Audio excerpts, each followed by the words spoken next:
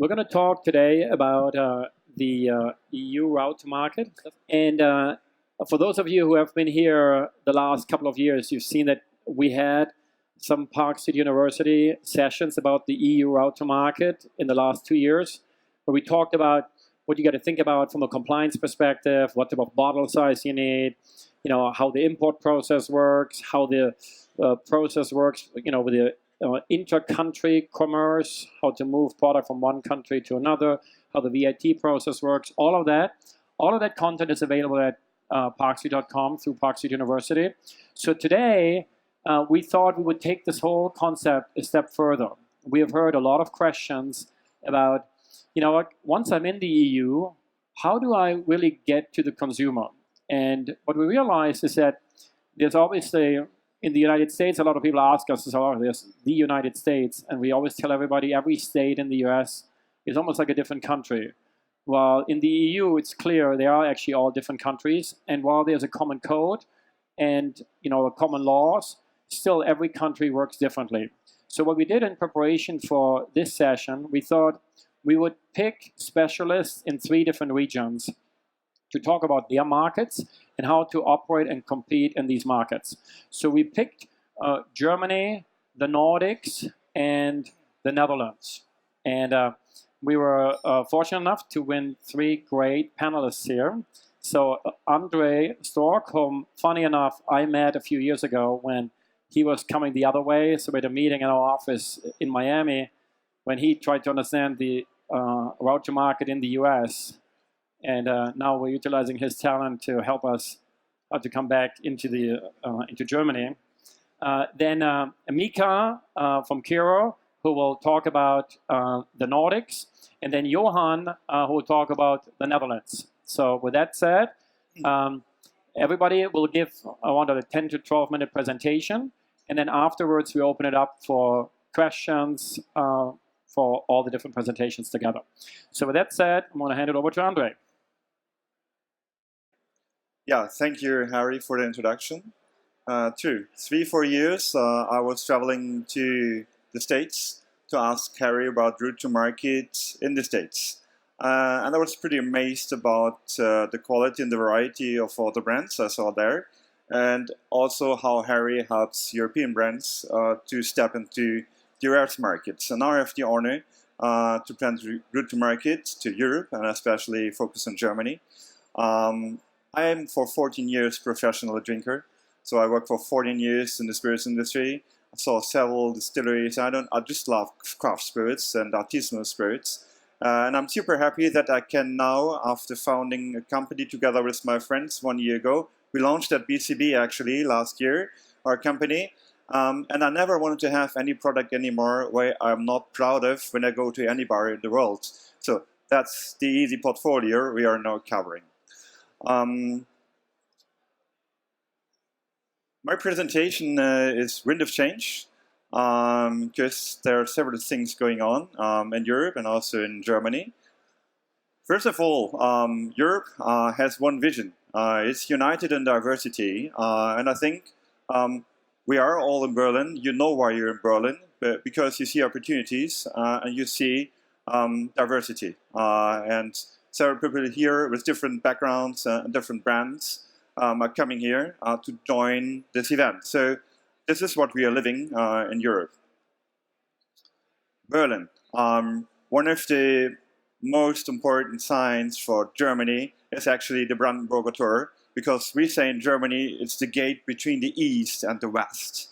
And why it's super important for us and for me, this is what happened. A few days ago we had the Day of German Unification, and that was the day before the wall came down. And I remember it's seeing on TV. I was 14, and I was impressed. And 1 year before, the Scorpions had this great song, Wind of Change, and that happened the same night. People singing together exactly this song. And it ended up in the end in Love Parade and a big party in Berlin, so for years. So it was not that boring as many people thought. It was the start of like techno music and bars and club culture in Berlin, And this changed the whole way of style in Germany, because Germany can be super conservative and boring, but Berlin triggered all the other cities and metropolitan areas to move a little bit more forward and be open.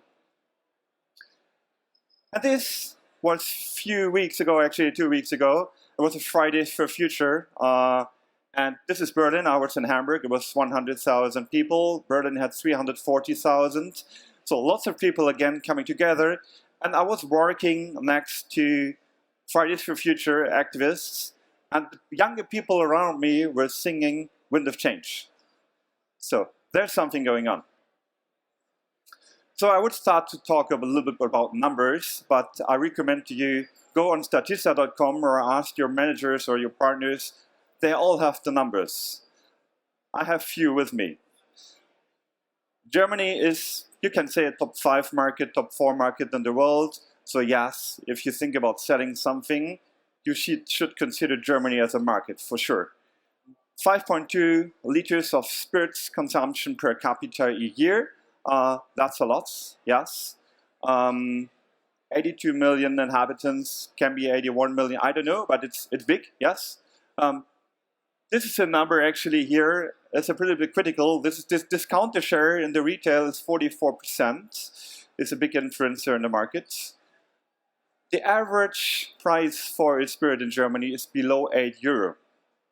Including VAT 19%, including tax, excise. So you end up at €3-4 for 3-4 partners. That's the average of the market. I don't want to depress you, because plus 30% of the development of spirits above 15 and 20 euros over the last years, and it's fastly growing. So we have two sectors actually growing. It's still the discounters on a pretty high level, and the craft spirits and the high-end spirits are also growing, and the brands in between are suffering. And gin is doubling all the time, so but you know that. One another important number is craft spirits are below 10% still in the German market. I think in the United States you are at 5% now. Yeah. Yeah, plays a role. I will get back to this later. When we started the company, you have many advices of people around you, and what they're saying is, first go to the bars, hire some influencers, hire some brand ambassadors, invest heavily into the structure, wait for the retail. It's super important because retail is actually 80% of the market. And it's a pretty difficult market, and there's not enough space for craft spirits. That's what they say. We say we do same-time distribution. So what we changed a little bit with Cranehouse is we have availability from day one because we have own e-commerce. We work with the retailers, we work with the wholesalers, but if a bar wants to order directly, we can deliver. There's no problem. So, and this enables us to invest smaller budgets on a regional base into metropolitan areas. Because if you always rate, you spend first, you have a great event, everybody's happy, cool PR coverage, and then 1 year later, have a look on the numbers, you sold 50 bottles. Yes, that's reality because so many others are doing the same. So that's why we believe in same-time distribution. What are they also saying? Germany is a low-price market. Craft spirits are too niche, are too expensive. The top industry invests heavily to media, into listings, etc. Yes, that's what they're doing, for sure. But why do they need to do that? I would say, trust your product. I think the time that you can sell a chocolate where people believe in lilac cows is over. It's over.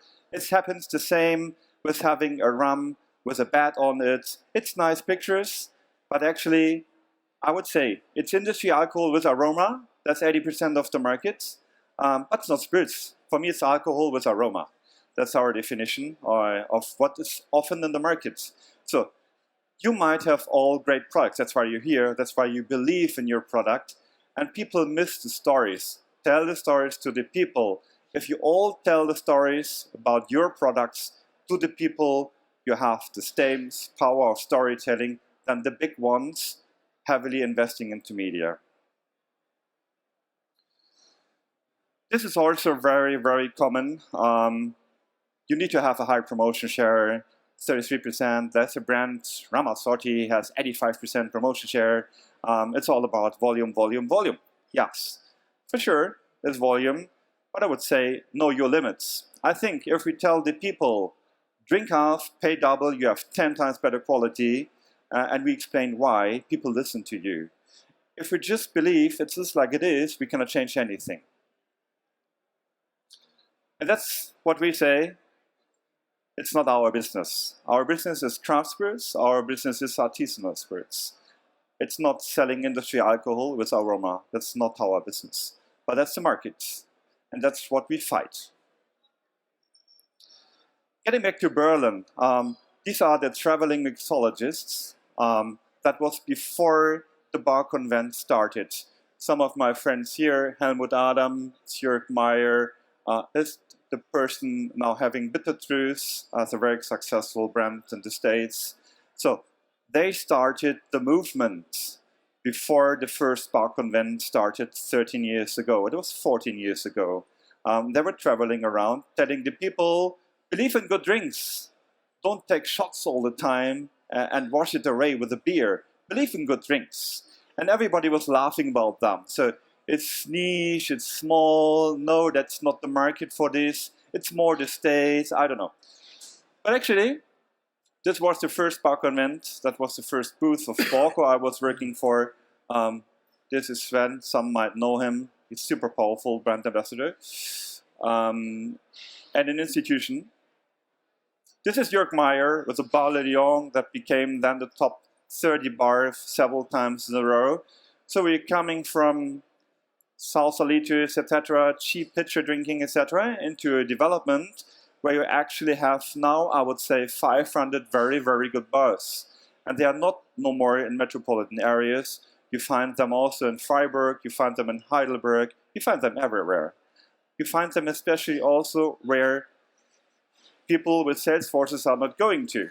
So, but you need to know there are 50 cities in Germany, and they are open that you listen to your stories. And this Helmut, he became a superstar within 13 years, and he changed so many things.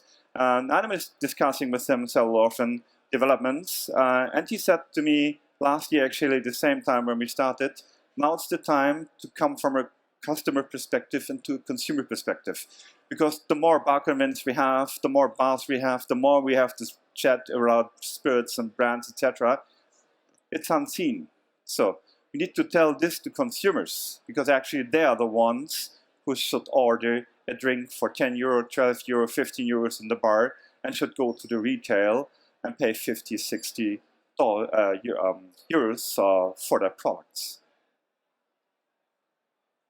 So we found Cranehouse. We say Cranehouse. Why Cranehouse? First of all, it's a house. It's an open house. So we try not to behave that much as typical industry. So we are open. So anybody wants to talk to us should come to our booth and discuss how we can do, how we can progress. This is our mission. Our mission is to decrease the consumption of industry alcohol by 20% within 5 years. For sure, we cannot do that alone. We need to do that together. So if anybody wants to open another distribution company, because that's the problem, is this, I never wanted to open a distribution company, by the way. It's super boring, yeah. But with all the brands and all the people around me, it's still super fun. But without distribution, you're dead, yeah. You need your distribution. That's why we started to have a distribution company. And this is our mission. How do we want to achieve this mission? I would say we need to increase the market share for craft spirits and up to 10% and above within 5 years. We need to do all this together. We cannot do that alone. Secondly, we need to talk about drink better. That's our claim. Less people drink better and not be in this craft mood talk. Be relaxed, because for us, craft should be the standard and everything else should be below the standard. So let the people have fun when they go out.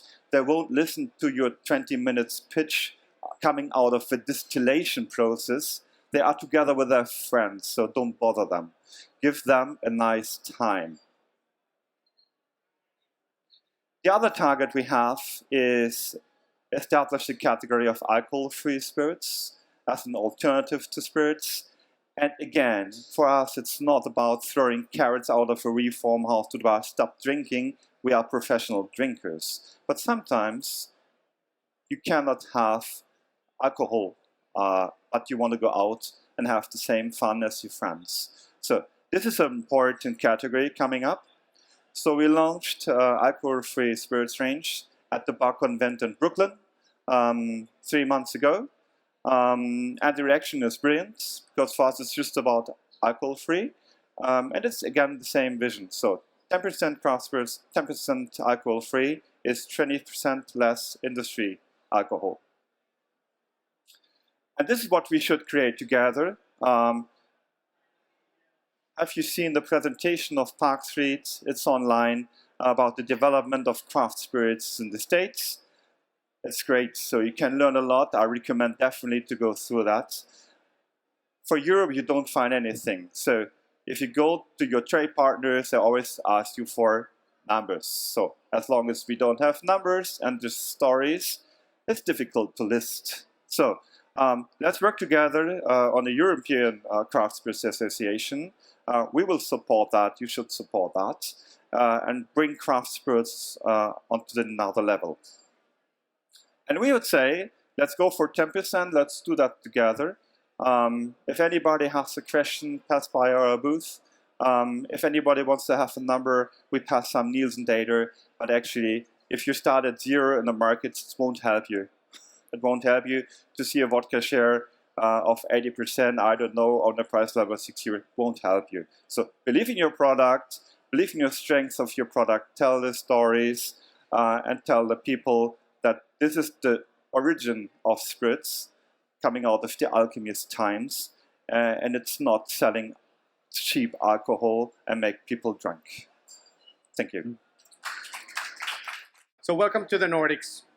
It's weird here. That's something we love saying. So I'm from Kyro Distillery Company. We are a fairly young craft distillery founded in 2012, but started operations in 2014. And our whole idea was to make everything we do out of rye. Why rye? Because we in Finland, we love rye. We grow up on it. We eat rye bread, rye porridge, rye everything. And when we were starting out, and we got the idea that we should be the first one to make like real spirits from Finland out of rye, we got asked to send some pictures for a up and coming Nordic whiskey book, and we had nothing. We didn't have a distillery, no stills. There's no MGP to source liquid from in the Nordics, so like we had nothing. So we thought that we need to send in something that will show three things: the team, rye, and naked ambition. And we ended up with a very literal put together of those three things. And this is the founding team, including myself, but you'll never know who I am there. Corporate secrets. Okay, so I'm going to talk about the Nordics. And when we talk about the Nordics, there's a couple of definitions we can go to. Some people think the Nordics are the same as Scandinavia. It's not quite. We're not invited into that club as Finland. It's Sweden, Norway, Denmark, Iceland. And also now it's sort of common to these times to also include the Baltic states when talking about Nordics. And especially I think it's relevant for spirits since we're such a tied-in place. But I'm going to still focus on the more traditional definition of Nordics, including Finland, Sweden, Norway, Denmark, Iceland, and then a couple of interesting places like the Faroe Islands. So when I was saying that what we like is regulating our alcohol, well, I wasn't kidding. I'm gonna put some numbers on there right off. We are a fairly small collection of countries. We're pretty wealthy, but then again, there's a number of let's say hurdles when coming in, and one of the hurdles is the monopoly column. So most of our countries would have a retail monopoly for selling alcohol. Just as a background for Finland, until 1995, all importation, production, distribution, and sales of alcohol was just one government-owned monopoly. Now it's a bit more free, but still the retail is controlled by the governments, as it is in Sweden and Norway. And as a leftover, weirdly enough, and hi to any Nordic colleagues out there, we've got a collection of old government-owned big producers that have now either been sold off or stock market listed, depending on the country. And then Denmark is just on its own. But if you then look at the marketing, it presents another hard set of regulations that you have to deal with. And the final one is the tax. And always when we come to the taxes, it's good to remind you all that if you look at it from outside Europe, I'd say you'd be pretty stupid to say that, okay, well, I'm just going to start selling to Europe. It's really not one country. Also the same, like when you come to the Nordics, it's good to remember that Germany has a nice alcohol tax of, I think, 13 euros and 3 cents for a liter of ethanol. And for us, it's 48.8. And for Norwegians, it's 80 euros, 0.80 cents per liter of ethanol. So if you're just going to do, like, I'll just do one European pricing. And then you might be rudely surprised when you come into one of the monopoly stores up in the Nordics. So I want to talk about sort of four key points that I view coming from outside, inside the market to be crucial if you want to think about how you reach the end customer where we are. And those points are culture, marketing, travel, retail, and monopolies. And you got to know how to play all four in order to make it. You might notice that on-trade isn't specifically here as its own thing. Especially we in Finland, we've traditionally been a meat, potatoes, and a vodka people. You know, very simple. The bar culture, if I'm totally fair, isn't all that when it comes to craft spirits. There are fantastic bars, there are incredible bar teams, but if you look at the split, the classic 80-20 between off-trade, on-trade, it really is that in the Nordics. And if you talk about high-grade, high-price alcohol, it's the view out there in bars is not that good. But having said that, things have started to change, let's say, in the last 4 years, where, for instance, we see our market share or our split in the channels in Finland being roughly equal, 50-50 on-trade to off-trade. But I can tell you that's taken an incredible reach through PR that has covered the whole country in order to get there. So we're still a small business, but for some reason we're already in the status where if something in related to spirits happens in Finland, we're the first ones usually interviewed, and they don't go to the big government-owned company, and that should tell you something about the sort of the poolside help we're getting from the press. So on-trade is definitely a factor, but in order to really succeed, like in a business sense in the Nordics, I wouldn't spend too much time on the on-trade. So first about the culture. The culture is really varied across even the Nordic countries, but there are also a lot of similarities. We like our work-life balance. We like our urban-rural balance. And we like a balanced life all in all. So it's not definitely as driven or high-flying, let's say, as London or as gritty and cultural as Berlin. But if you go around, especially the capitals like Copenhagen, Helsinki, Stockholm, they all have their own vibe, and it's a nice, vibrant scene. But you'll find a lot of opportunities elsewhere too. There's a big skiing holiday scene. There's a lot of camping, even glamping nowadays, and lots of third spaces that you might want to engage to find your consumer, depending on what your spirits brand is. And also, it's worth remembering that when you look across the Nordics, it's good to start treating them as their own countries rather than a collective.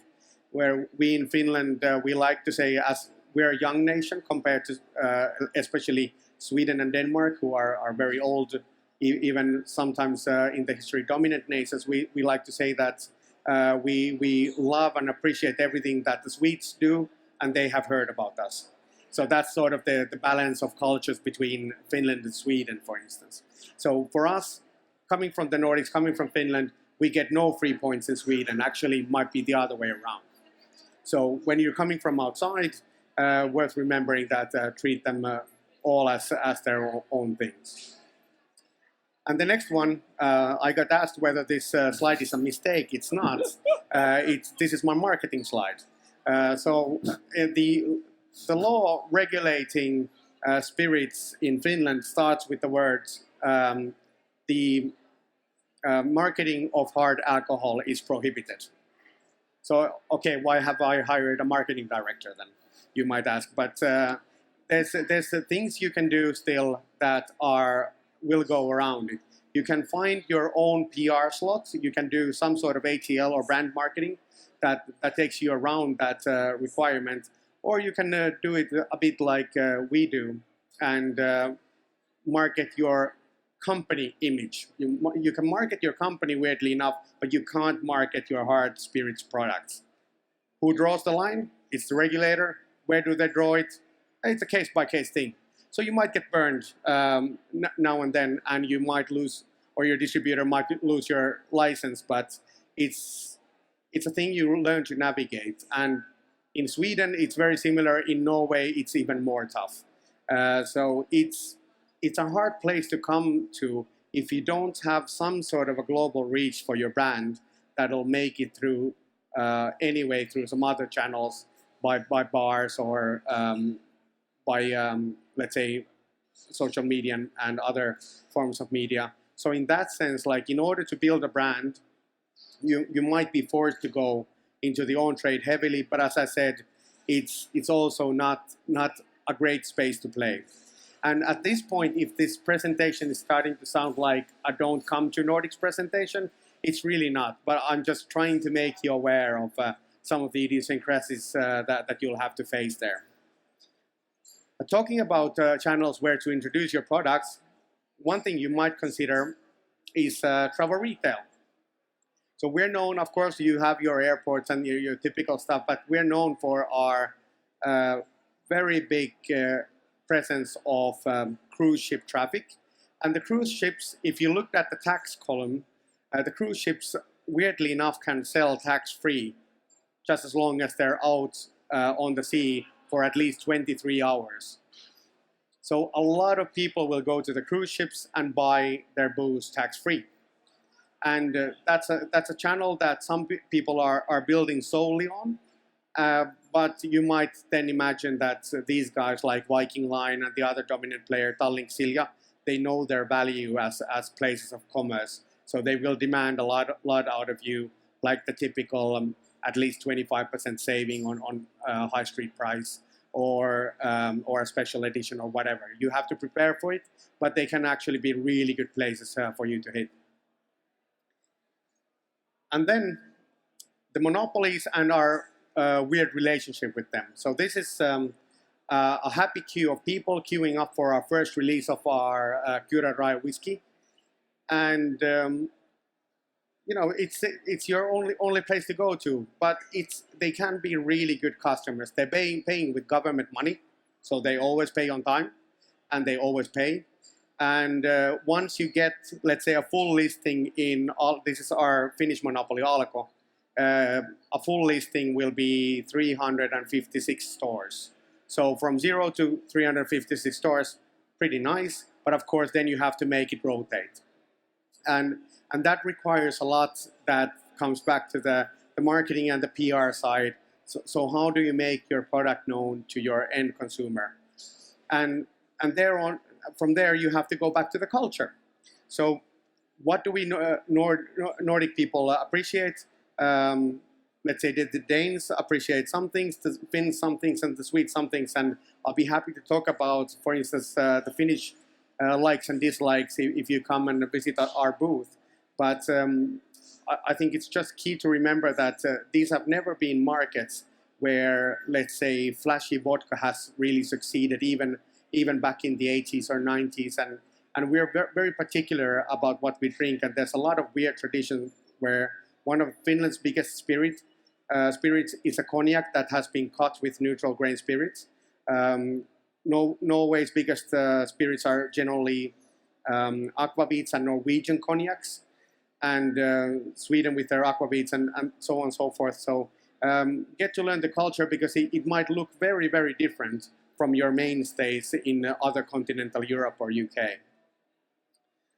But just to finish mine off, probably even ahead of time, but this is our team, and I wanted to bring this image in to highlight the Nordic oddity. This is when we were so proud to get our second set of copper stills. We were doing a photo shoot, and then we called the driver who was bringing the stills in that please actually drive straight into that forest and just leave the still there. We'll figure out later how to get it in. But it's images like this that have sort of made our reputation back in Finland. And this is my encouragement to you when you come to the Nordics.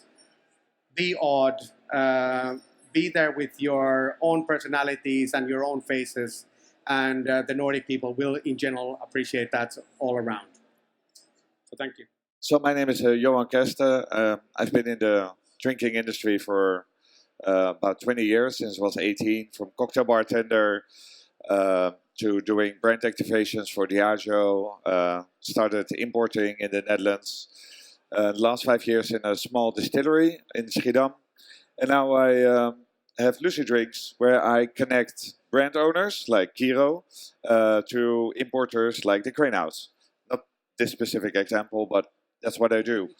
So in this talk, I will guide you through one market, which is my home country, the Netherlands. And I want to talk to you through a few points that before you do export, think about the following points. So packaging is one, then the logistics, then how the route to market works. Then I would advise you to do a small price exercise. You can look into the market, the figures, so you have a realistic expectation for volume. Some potential importers that you can attack, and like Miika said from Kyro, what are your marketing options in the country? So in your country, you're quite limited, which makes easy choices. In our country, we have a few more choices. So to go through, obviously the go-to volume in the Netherlands is 700 milliliter bottles. You can do a liter, you can do half a liter, but generally 700. Most American brands, they will start with 750s. Forget it, they're not allowed, it's illegal. Then your category naming. So what is your product? Is it a cognac or a whiskey? And there are varieties. So if you have 100 grams sugar, it can be a bitter like Campari, but you can also be a liqueur like crème de cassis. And when you import into the EU, this can make a difference for your tariffs, for instance, or your market positioning on the shelf in a liquor shop. Then, we're not yogurt, so we don't need to know all your ingredients. But when you do have allergens inside, we would like to know, so stick them on the label. And then there are certain rules how you write your volume and your alcohol percentage. So in our case, we would like to see on the box the amount of bottles and the amount of volume. So all these rules you have to adhere to, and then there might be some specific rules for your category. Anyway, you can check with your importer, like Cranehouse, he should know for Germany, or an agent like me, or when you have your own export director, let him or her dig into it. Then you got your packaging is right. Then you need to start thinking, how do I get the stuff into that country? So do you have a shipper? Do you have a company that is known for transporting alcohol over sea or over big amounts of land? How do you work with tariffs? who is paying the shipping cost, and do you maintain a hub in the Netherlands so you can also distribute to Finland, to Germany, so you have your warehouse here locally. And that brings to another point, who is your fiscal representative? So in order to do business in the Netherlands, somebody needs to be invoiced and somebody receives the money. So is that you? Is that the warehouse? Is that an agent? Is it an importer? So more considerations for you. And how do you want to deal with your foreign exchange risk? So do you believe in the dollar, euro that stays consistent? Can you take the hit if one of the two dives? So there are multiple possibilities for you to take this in account or to disregard it, but at least you've thought about it. So then you have your packaging done, you got your stuff in the Netherlands, then it's time to start selling. So you need to know, how does it work? So Finland, for instance, has the monopoly system, and the Netherlands has a different system. We have a free market. So taking consideration, once you do Europe, every country is completely different. So this is just one slide for Europe. You start with your importer, and you go to the end consumer, who is the person that drinks it, and your bottle travels all the way through. So I want to do this route with you. So you have your importer.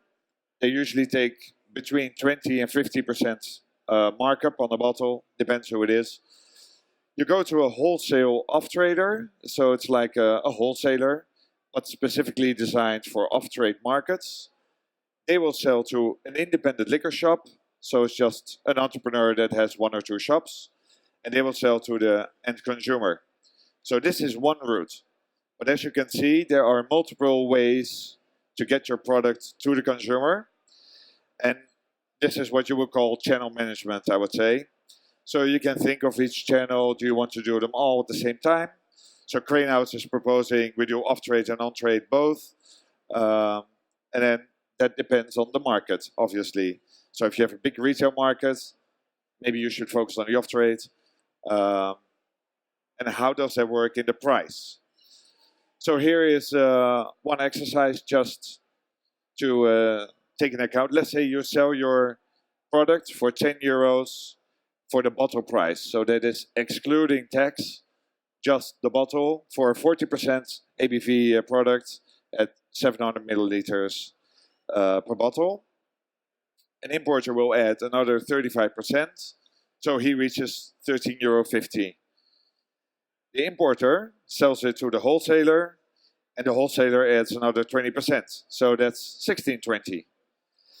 The wholesaler, up until now, everything is excise free, so there's no excise tax on the bottle. The wholesaler will sell to a liquor shop, so he will add the excise tax. So the excise tax in our case is €4.72 for one bottle of 40% alcohol.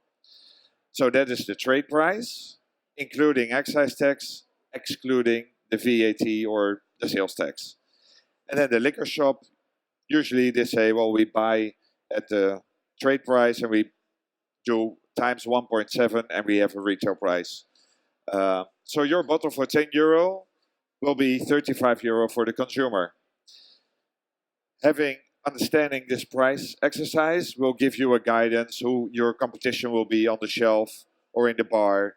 So if you want to compete with a product that is priced at €20, you're too expensive, you need to lower your price, or you can up the price if you want to get higher. So this is how it generally works. Then if we look into the market, these are statistics from IWSR. I suppose you've heard of them. They're great in numbers. So the total beverage market is in thousands of 9-liter cases. And you can see spirits is relatively small when you compare to wine and beer. So that's one point to take into consideration. And if you break it down, you'll see that the Dutch really like whiskey. Gin and Geneva is a big category. You can also see per year how it's growing.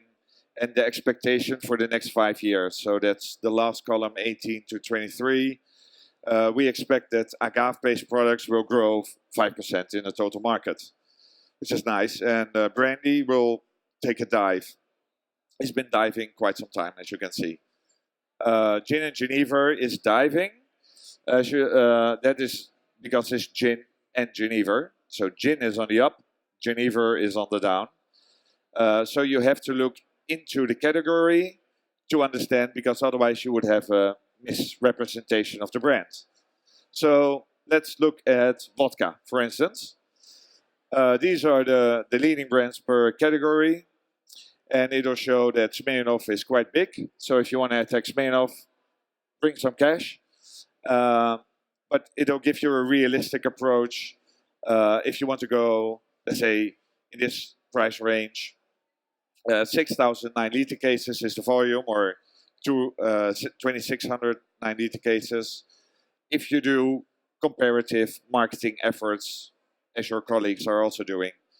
And then you can make a calculation of your ex-works price, your estimated volume, how much money do you keep. That's your marketing budget for the first year, and then you push. So I think this, to dive into the numbers, will give you an idea of what you can expect. You can get this data for any country. So now you know how the market works, you know your price, what it will be. It's time to find somebody to sell your product. So I just took 5 of importers. A Brand New Day as Jack Daniels with Brown-Forman, for instance. Maxim has the Bulls, and Edgerton and Grants. Gusta Brands works with Vanguard, which is Jimara, Kevral, Diplomatico, with Kyro as well, I believe. You have Brescher and Timmer, they're very good in off-trades. Cooper and Barrel is part of the Kuiper, but they do some third-party brands as well. But there are many more importers. But I would advise you, once you find an importer on Google or through an agent or whatever, look into their portfolio and see if they don't have competing products, and maybe you can adjust your price. So if you see, oh, we were talking about vodka, they have Finlandia, for instance, maybe you can make your vodka price lower, so it's not competing with Finlandia, or make it higher, so it's, again, not competing in the same category. So do your homework, look closely at the price of the portfolio of the importer, and then make a decision. Does that fit your price? Does it cannibalize their products already? And then you can make a good market proposition. Then marketing, what can you do? Well, in our markets, we have a few trade shows. So high-end bar like Bar Convent, we also have one, The Perfect Serve. We have an overall bar, hotel, Horeca thing, that's the Horecava. We've got one specifically for the off-trades, which is now More Than Drinks. It used to be called the Expo Houten, maybe you know it. And then we have some consumer festivals like the Whiskey Festival. You can do drinks magazines. We have them specifically for the trade or for consumers. You have lifestyle magazines. And what's very interesting about the Dutch market, you can tap into big events that are really Dutch, like the Gay Pride, or we have Formula 1 next year. And you can do sampling, you can sell your spirits there as well. So these are very interesting moments to catch liquor on lips moments that I would advise to you. And I think that is, in short, how it would work in the Netherlands. Right. And then you can copy-paste this work ethic to other countries, and you'll be happy. So maybe I start with a question. What do you guys think about the concept of grey imports or parallel imports? And what do you see as a risk or opportunity for somebody entering the market? What should they consider with regards to that concept? I think it depends on which side you are sitting. I know that for some brands, 30% that comes into Germany we cannot sell. But the other way around, it might be the same. So I think keep your price structure and have an eye on this. It's super important. Don't go to the first market. Go for the biggest discount and be happy to sell your first cases. You should consider 5 different countries with different taxations, etc. And I would say when you have like not such a big but very contemporary country like the Netherlands, and you sell tons of spirits to them, it might not all end in the Dutch market. And Rotterdam and Amsterdam are pretty known as hubs for this. So keep an eye on price level and better be careful instead of selling everything. Johan or Miika? So my background is actually in pharmaceuticals, where this was parallel import was a big issue as well. And if there's anything I learned from that industry is that you never put anything in writing where you're trying to prohibit somebody to sell across borders. That's sort of number one. But it's good to, better to behave ethically and smart from the get-go. And I'll echo comments here that you have to keep your pricing structure right and tight. And that usually means, like, if you're coming from outside the EU, don't try to sell to all countries at once, especially if you don't want your price point to go completely crazy. Pick a number of countries with similar enough excise tax rates. Because if you're trying to sell to Hungary and Norway and try to keep the same X works, you'll end up with one bottle costing 15 euros and one bottle costing 70 euros, and there's nothing you can do about it. So it's about focus and it's about pricing it right, because you can't and you should not try to stop the parallel importing. Johan? Yeah, so I'm Dutch. We've basically invented parallel trading, I would say. So yes, I love it. We have a free market in Europe. So for brands coming into Europe, I would give a few advices. If you're not in a country yet, once you start selling to wholesalers that you know that do parallel trading, give them a higher price than you would sell to an importer. So in this way, let's say you find a good product, you want to enter Germany. So what you do, you ditch a few pallets into Germany through parallel imports. And usually the high-end bars, the cool, crafty cocktail bars, they're always looking for new stuff that's not on the market yet. So they will grab those bottles because they have their sources and they buy from Haramex. Then you can create brand awareness very slowly. At that point, you go to Cranehouse, say, I got this product, what do you think? And maybe you say, I have seen it already in the market. And say, well, we can close the parallel market because you get a better price. And you can sell to that same wholesaler at that price. So then you're using the free market flow, but without having a price risk. So you can, it's there, it's not going to go away. So you can use it to your advantage. But the most important part, same as what you said, keep the price is the most important part. So never do discounts, don't go cheap, because that will, in the long run, destroy your market, destroy your relationship with the importer. But it is a very good way to create awareness in markets where you're not present at that moment. And I would like to add, consider a budget that you can invest into listings, into consumer activation.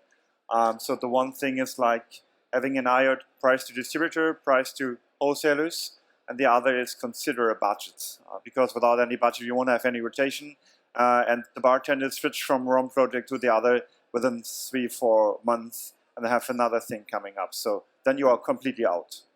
Yeah.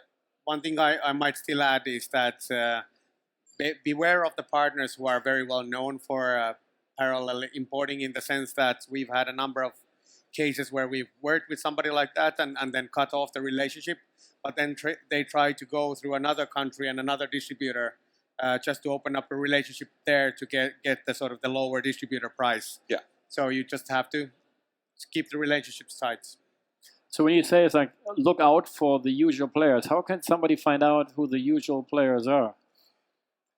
You could create a list. We cannot do Yeah. that. Come and talk to any of us at our booth. So So we'll it's off. probably be We sent you some names. Off the record, that's fine. So Miika, you said the travel retail was an important marketing arm given the monopoly. How about the travel retail or the duty free for like Germany or the Netherlands? Is that also as relevant? Yeah, I think it creates relevance when you're still at the big airports. But Also consider here that how many people are taking a bottle out of the duty free and how many bottles you're selling in. Because also here the truth is that 50% is not ending in duty free. It's ending at a wholesaler doing the same business we were talking about. Yep. So, Johan, what do you think? I think duty free is a pro game, so I wouldn't touch it at the beginning unless you're a really well-established brand above. In my personal opinion, if you're importing in the EU, let's say so you have Kyro, you're in Finland, you have all the legitimacy to be at the Finnish airports because you're the local hero. But if I bring a Chinese spirit and to put it on a German airport, it doesn't really make sense. So I wouldn't expect so much traffic or rotation from that because you don't have the local hero factor. It's a pretty expensive game. There's parallel risk, so you really have to be on top of it and understand what's happening. But once you're there, definitely do it. And I think it's a perfect outlet for specialty products and for if you bring something new to the market, that is where you can put it, how I see it. Different story for your case. Yeah. Because that is like normal market. Also for the Nordic boats, I'd say it's very different since they don't parallel trade. And the other thing you can do, that you can do massive sampling campaigns on board the boats and also put it on sale in the bars as well. So you get a sort of a folks on trade presence going. And they're really big, especially on brown spirits and especially on whiskey, where on the, let's say, the Swedish whiskey cruises, I've seen physical fist fights for special bottling. So they are really different sort of places from your typical airports to build brands. I wouldn't put a random product that has no pull into the Finnish airport either, so it doesn't just make sense. And better invest into the budget to be free instead of low price. So it's good to have a presence and invest into this makes sense, but not the price to 40%, 50% off what you're normally selling. So, Andre, from a German market perspective, now that we're in Germany, dominated by a lot of chains, dominated by a lot of consumers that, at one point, my background is German also, so I know a little bit about it, this Geiz ist geil phenomenon. So that drives a lot of that low-cost alcohol or the low-level spirits. What drives that trading up momentum, or what, where is that coming from in Germany? I think it's all about presence.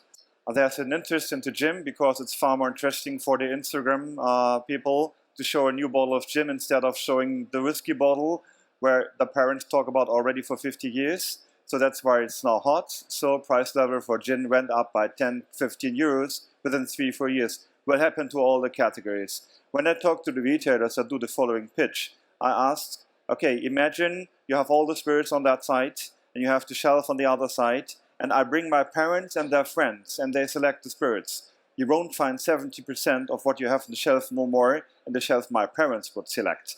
And now think about Instagrammers. Oh, interesting. Because Edeka has 120 gins now, so it's normal, yeah? And they separate the sections of mainstream and cheap spirits and lifestyle spirits, I would say. So the view of social media in your markets, is it an important factor in the Nordics? It's a really important factor, but how you use it, you have to be really careful since you cannot show products. And that's where it becomes tricky. You can't even show drinks that directly allude to a certain product. So it's a touch and go game, and you should get somebody local usually to play it. How does it work if a consumer shows a product in a picture on social media? That's free speech, no? That's allowed, but like if it's your Facebook wall, the government mandates you to go and delete those posts.